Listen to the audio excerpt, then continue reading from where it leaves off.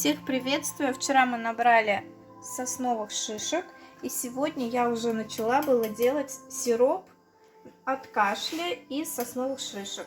Итак, нарезаем шишки в произвольной форме, я их не мою, и пересыпаем слоями меда, растопила на водяной бане, и слоями сахара.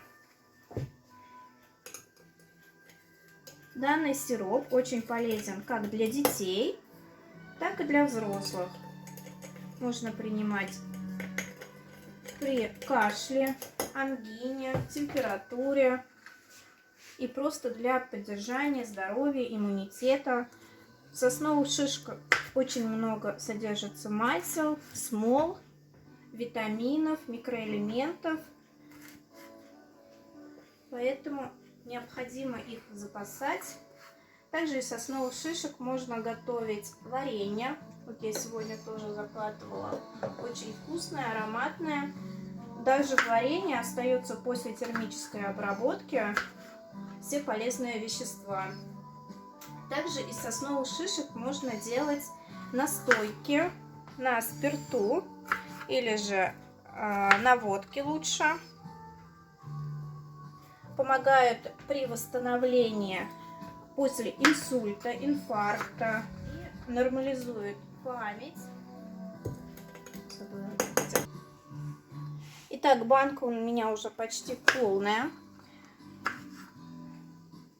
Шишки убавляются. Я ложу последний слой меда.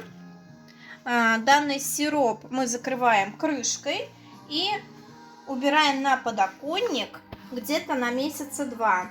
Периодически нужно будет переворачивать, бултыхать как бы, и потом процеживаем и принимаем по чайной ложке. Можно просто в чай для поддержания своего здоровья, или же непосредственно при заболевании, при гриппе, простуде и так далее. Использованные шишки можно будет использовать дальше при настойках, например, как настоять самогон, водку или спирт, и тоже употреблять для своего здоровья. Очень отличное средство получится. Также у меня тут вот иголочки. Иголочки можно залить кипяточком и принять в ванную. Очень будет расслабляюще, с восхитительным запахом. Вот. Итак, я закрываю и убираю. Всем удачи и любви. Пользуйтесь на здоровье.